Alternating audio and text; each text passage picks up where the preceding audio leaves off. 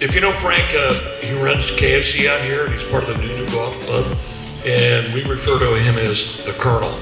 Anyway, so thank a couple good players here. I'm going to turn it over to EJ. You take it away. Oh, Frank, Colonel. Yeah, I'll intro him. Thank you, guys. Looking around the room, I know a lot of familiar faces, and Phil been asking me to come and share a little bit about our travels, because on the New Club, I'm always posting where we're at, and we were in LA a few months ago doing training with Phil Handy, who's the assistant coach for the Lakers, which was awesome. You know, be able to get connected with such a great coach like that, and I don't know how they didn't make the playoffs. Well, anyway, that's another story. But besides the game, I also wanted to take some time to talk a little bit about the GITA program for GBC, Guam basketball. So some of you might be familiar with the GITA tax credit programs. And so we took over the NAS gym, Teason gym, and if you haven't been there, I don't know if EJ's got any slides of the gym, but we've refurbished that gym, turned it around, and now the Guam team is using that for training. We're starting up a youth basketball league soon, so we're trying to get back to the community, but that was just vacant. It was dormant. It was, I think, Stinky, at one point we thought there was a burial in the middle of the court, the old court. So some of you guys remember that with the old racquetball courts. We're almost finished. We've got the back half to be on a new phase, but we're also looking for other companies that might want to be a part of that. Right now we've got Payless helping us out, and Triple J helping us out, and obviously KFC. So the three companies for the last 10 years have been part of that tax credit, and we still are, but we're also looking for new companies that might be interested. So with that said, I just kind of intro, we'll pass it on to Coach EJ. EJ's also the president for Guam basketball, and he'll talk a little bit more about what's up. Thanks, Frank. There's so much we could talk about today, so I'll try to just get through a bunch of topics, and I really want to open up questions and try to inform everyone as much as possible about what we're doing at Guam basketball. But before I move on the note of the tax credit program, guys, it's a small amount annually, so it takes time for us to develop the gym to its full master plan. But we're really excited. It's basically your sales tax credits, dollar for dollar. There is a small registration fee with GITA, but basically they just monitor the program to ensure that all the investment being made goes into that facility for the benefit of the community. And it's beautiful, state-of-the-art indoor gym. We're putting physical therapy rooms, weight room, and then the next phase, probably next year, we'll have outdoor courts so we can have more youth teams coming up. It'll be the mecca of basketball in Guam.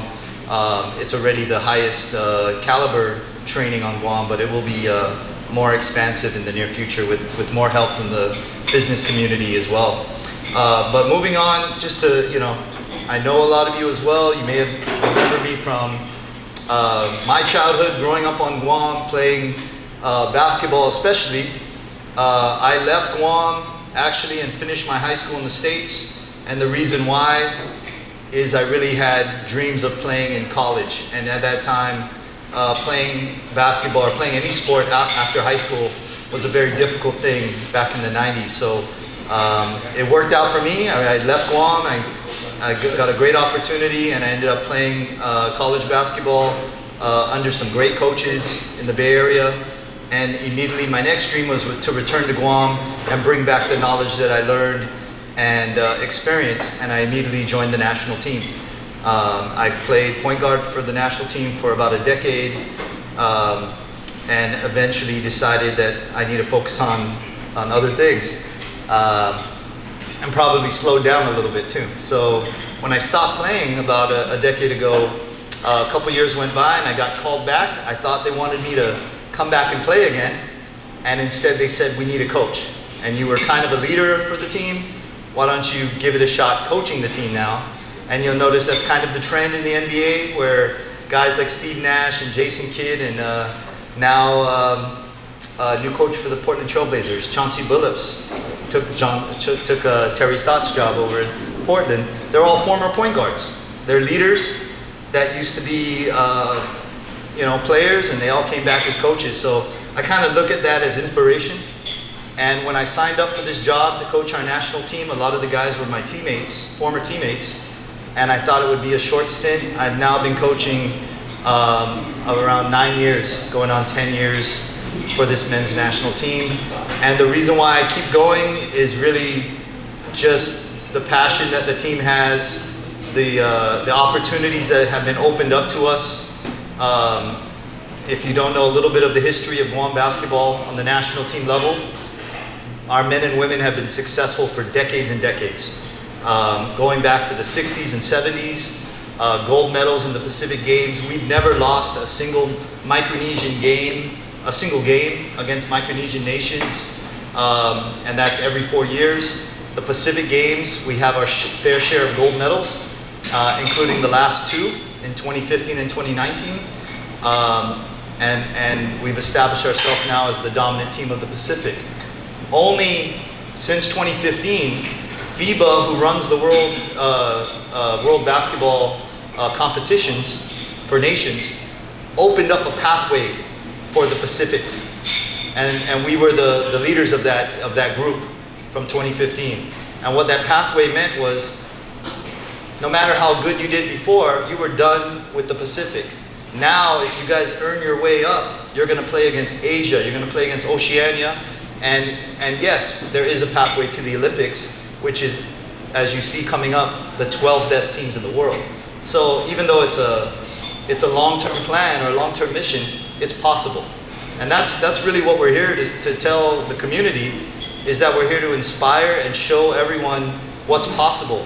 A little island like Guam just went over across the world to play against Hong Kong, country of 8 million people, and professional players playing in Hong Kong regularly. And we put together 2 games where we beat them by 20 and then 40 points. And they don't want to play us anymore. We were ranked a little bit higher than them. We've been really working on our men's program. And the next opportunity now is we've elevated to what's called the FIBA Asia Cup. The FIBA Asia Cup is going to be in Indonesia mid-August, and it's going to include the best teams in Oceania and Asia. When I say Oceania, that's Australia and New Zealand, who are top 10 in the world. Asia, we're talking China, Japan, Korea, Philippines, and then Western Asia, Iran, Jordan, Palestine, Syria, and some of those other countries. And now they're all looking over their shoulder saying, where is Guam from? And how are these guys here now? We have one more hurdle before we're really amongst that elite group, which is Chinese Taipei. We're thankful they're here to visit our island again and bring back some tourist revenue, but our men's national team is dreaming about them every night because we're ready to go beat them. We're going to play them first, and we have to beat Chinese Taipei or Taiwan in order to advance into the big boys. And we don't know who we will get, but we beat them, we'll get 3 guaranteed games. And I'm hoping for the Philippines, and I'm hoping for Japan and Korea, because I know that will also give us a lot of exposure in those countries for tourism. What we also are rewarded if we beat Chinese Taipei is more home games. And we actually lost out. We already earned home games. We only played 1 here against New Zealand, which was just a great success. Packed UOG Fieldhouse in February of 2020, right before things shut down. And it was just one of the best experiences I've ever had, seeing the community out there supporting the Guam national team. We didn't win the game against a world-class team like New Zealand, but it was just, other than that, it was the best thing I've ever been a part of. We now, if we win this next game, we'll be able to host games throughout the next 12 months. And as our borders open, this will be the place. Japan, Korea, Philippines, they're going to want to come here, and as long as they clear customs, they'll be able to compete in a sports tourism event here on Guam if we can get over that hurdle. So that's what's next for our Guam's men's national team. I want to jump right to a question that we're probably thinking about, because I get this all the time, is how did we build this team from what it's been to what it is now, and really how do we recruit the best of the best that represent Guam? Well, first thing I always remind people is we've been successful for decades. We've been I think we played in like 6 or 7 straight gold medal games in the Pacific. Being successful in basketball is not a new thing, but the opportunity to go to that next level came about when FIBA sat down with us and asked us to really understand how to recruit players who are eligible to represent Guam. So in order to represent Guam, you either have to be born on Guam, one of your parents have to be born on Guam, if you're not, or if you don't have any birth certificate connection, you have to reside in Guam for more than 4 years prior to the age of 16. So meaning during your childhood. If you reside in Guam and you make Guam your home after the age of 16, only one player on the team can be of that eligibility. And we know guys like that. Guys I looked up to like Steve Nygaard, Fred Peters, played for Team Guam, but they all moved here as adults. So no, we can't move the UCLA team over here and 4 years later they can play. Only one as an adult.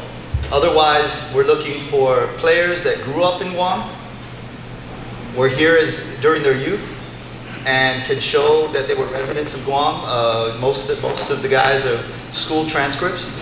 And when they get the call to come back and represent Guam, they're just so excited that this is an opportunity for them. And we have a number of talents that play professionally, that played in big schools in the States after leaving the island. And we're able to reach out to them. And it's just been a great experience recruiting them, because obviously it could have gone wrong when you recruit guys that aren't playing together all the time. But maybe it has something to do with our culture, that when they join Team Guam, it's just like instant brotherhood, instant unity. And everyone just kind of has that spirit. And I've been fortunate as a coach to get these guys together. So I'd say it's about, like currently half our team is here every night training. The other half is chatting on WhatsApp, and we're just sharing plays and workouts, and we're communicating long distance. One of our players is in the Philippines playing professionally there. A couple of them are in college, and a couple of them are actually retired and just living in the US. So it's an interesting group that we pull together to represent Guam whenever the time comes. And so I hope that kind of clears up a few things about some of the players you see representing us. Really great group of guys. As president of Guam Basketball, that also kind of just evolved after the passing of our former president, Mr. Tony Thompson. I was so involved with so much to bring the program around that the board basically entrusted me to help on the administrative side as well. So beyond coaching, I'm really excited about working with Frank for our youth, for our women's program. We have so much talent on the women's side, especially with the youth. On our facilities, because facilities is really what Guam needs. There's a basketball court in every village on Guam practically. There's an abundance of gyms. We take for granted. We go to a lot of these other islands in the Pacific. They struggle for facilities. Our young players, actually anyone, can find a basketball court available almost any time. So we just now just teach more skills, teach more programs that they can go out and use these facilities, and then work with the government to keep them polished up. And then of course the facility we're developing in Tijan to be that national training center for the best of the best and for the youth leagues. So that's what I'm really excited about. We're always looking for sponsors. We've been doing a much better job. The Bank of Guam came on about a year ago and actually became the main sponsor for our men's national team. And there are other sponsors like KFC and Gatorade, always helping out from tournament to tournament. We're going to be working to provide more exposure to our sponsors, and so I appreciate if there's any ideas or any interest in supporting our program. It could be the youth program, could be just the women's program, or it could be the whole Guam basketball program together. We're always needing the financial support and in many ways even in-kind support to help us. Like for instance, when we host teams here in tournaments, the Kloppenberg group came in and helped us transport players. So, you know, all kinds of opportunities like that. We were just awarded recently to host a FIBA Oceania tournament, big tournament here in Guam in 2022. I think it'll be late 2022, so we have to gear up for it. But you're talking about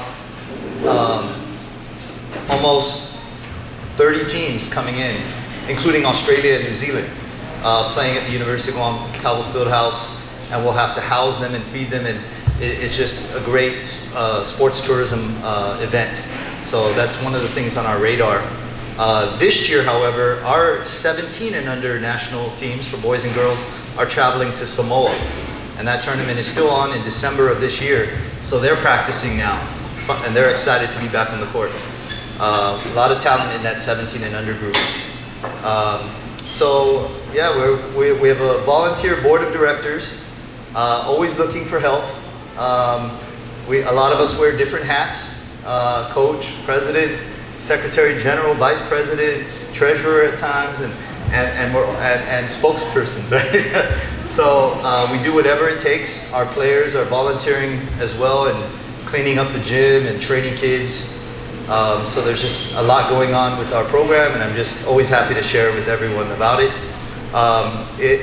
If there's any, at this time, I'd like to just open up questions. And then I also wanted to introduce two of our star guards here on Guam, Darren Echanova and Joe Blas, who I've been coaching for a while, and give them the opportunity, if you had specific questions about the games, and about especially the recent games against Hong Kong.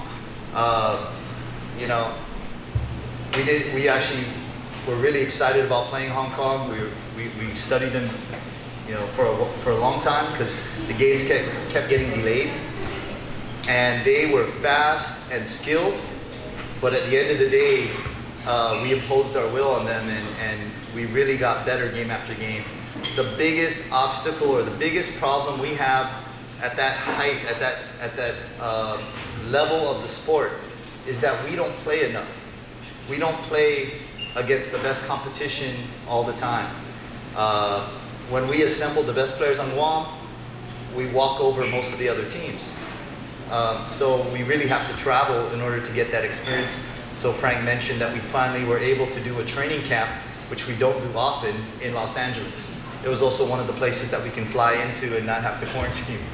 So we did a really good training camp, and we got to kind of get the rust off, and that really helped us for those Hong Kong games.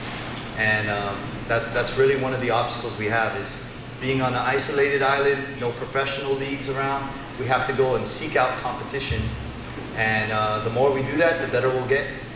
So yeah, any questions on our organization? If you have questions about the games, we'll call the players up and get to hear from them about their experiences. And anyone? Let me get started. Yes, sir. For the adult senior national teams, there's no age limit. Actually, one of my first recruits when I became coach was my classmate. Yeah, absolutely. You come out, you earn a spot. McKelly Wesley was a star at Agata Johnson Middle School. He went to Father Duenas for 1 year, and he was a clumsy 6'5", kind of clumsy young man. His father was a professor for a decade at the University of Guam, Hiagi Wesley, and he led the Mormon church here when he was here on Guam. They moved back to Utah. McKelly shot up to 6'9", and he became an all-conference player for BYU.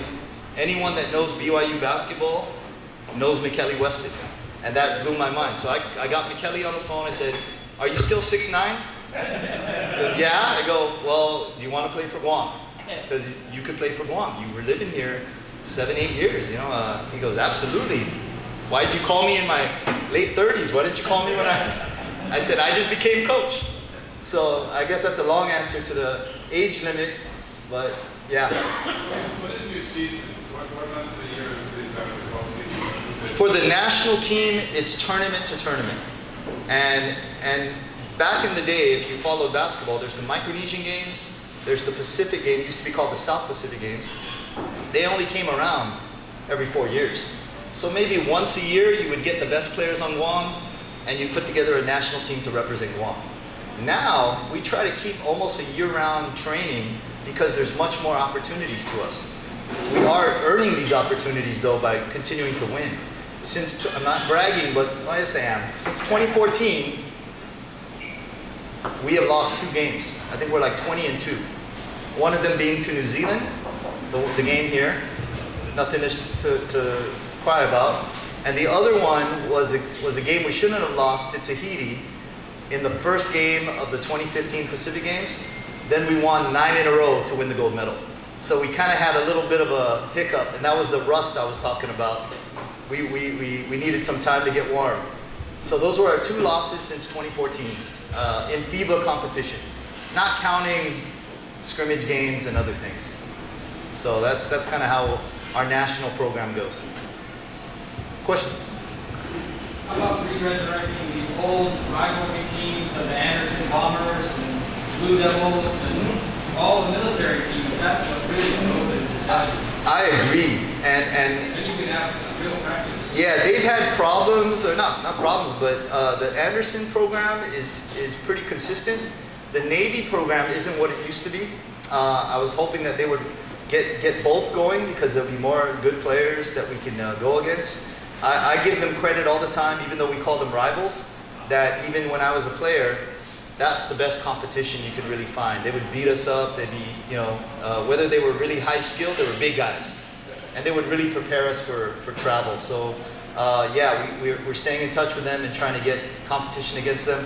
I would also love to see what used to be called the intramurals, village intramurals, where you had all the villages would bring out their club teams in every village.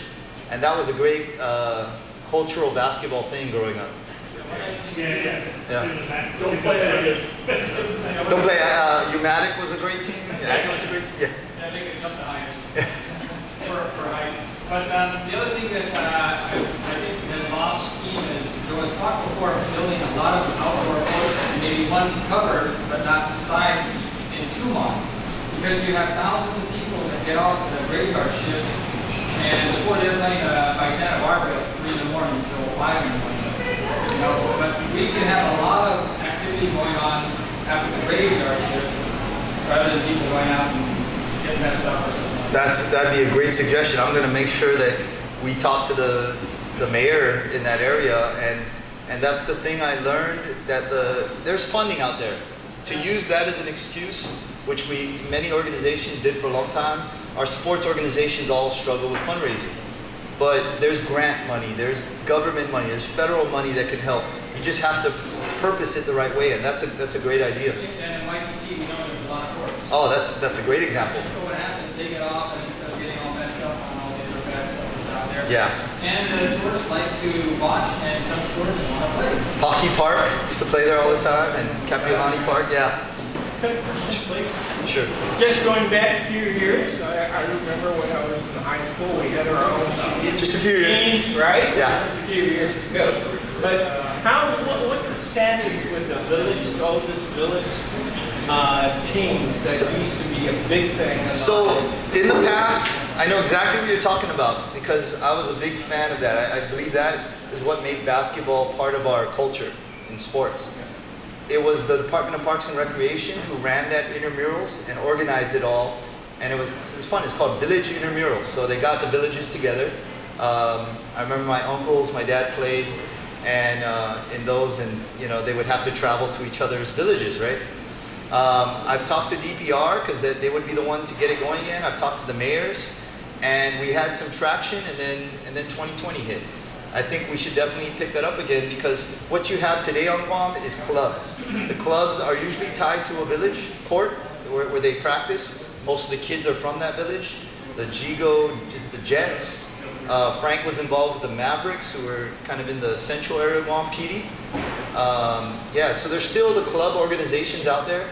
And coming up soon, we have a youth league that we just announced called the KFC Youth League this summer. And there's already 70-some teams registering for this youth league. So we know the demands out there. We know the sport is still very strong. There's a lot of sports that are attracting attention with recent success, but I still think basketball's just very strong momentum. And the reason why I told you a little bit about my story, wanting to play after high school and play abroad, it's becoming more of a reality now, and I really want our organization to help kids use basketball to springboard their education, and even if it's just for a few more years, they'll come back and be our future coaches. They'll come back and be our future players. Let's go with Phil. Yeah, EJ, excellent presentation. And I'm going to lead off what you just said about helps and doing well. Can you hear from the two Yeah, guards? absolutely. Basketball has been to them and the team. Absolutely. Okay, Bob, you have one more question you want to? Just, you and I know each other from a certain angle. What can we do about high schools? I mean, the two separate leagues aren't helping people to get better. Yeah, I mean, politics, right? Yeah, is there any backroom pressure you guys can give to, I don't know? I'll tell you what we've done, and because there was a basketball season, and because it was very last minute, they pulled the high schools together and they actually played together. Those that participated, not every school. We've raised our hand as the National Basketball Organization to actually administer for both GDOE and I think it's called the ISA and the IIAAG. We volunteered and said, you know what, we'll take this off your hands and we'll run a national league, meaning Guam, back to what it used to be. All the high schools, they can play in different divisions, probably geographic, but mix the public and private and let all the best players play amongst each other. We agree that's not the best thing to separate, but that was all political. Absolutely. So great point, something we want to work on. While I get the guys up here and definitely ask basketball questions, I'm just going to play what FIBA put out last week, which is just a highlight film showing plays from our Hong Kong game. So it's just kind of up there. It's about 5 minutes, and then you got more time. But sir, Kari, you have a question? PD, you mentioned Terry Stotts just left Portland. Yeah, he got let go, but he's gonna get picked up somewhere. He's a great coach. It's just Portland wasn't winning. Many people here probably don't remember him playing on the national team here. Yeah. And his father was a coach. His father was at GCC or UOG, I believe, and then he also, yeah, he was a UOG coach. Yeah, great story. And I met Terry, Coach Stotts, Portland Trailblazer coach, a lot of success in the NBA. So many fond memories of Guam. His brother and their family still live here, Mark Stotts. And I see them around all the time. And yeah, very fond of Guam and looks forward to coming back and connecting with the community again. That's a great story of Coach Stotts. Is this a track you're going to follow? Sorry?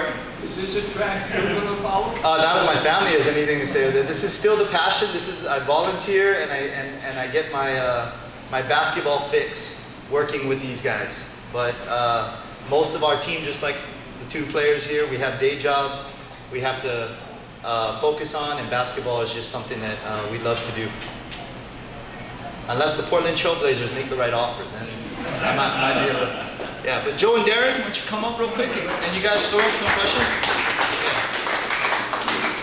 Darren and Joe are two of our leaders. Darren plays point guard primarily. Joe's one of the best scorers on the island at the shooting guard position, and just it's been a great experience, and we're just getting ready again. So yeah, fire away, guys.